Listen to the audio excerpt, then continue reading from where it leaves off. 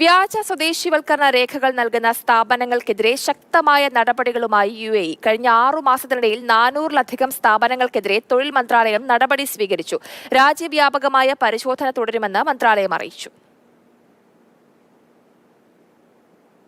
സ്വദേശി പൗരന്മാർക്ക് ജോലി നൽകിയെന്ന് കാട്ടി വ്യാജരേഖ സമർപ്പിച്ച സ്ഥാപനങ്ങൾക്കെതിരെയാണ് UAE മാനവശേഷി സ്വദേശിവൽക്കരണ മന്ത്രാലയം ശക്തമായ നടപടി സ്വീകരിച്ചത്.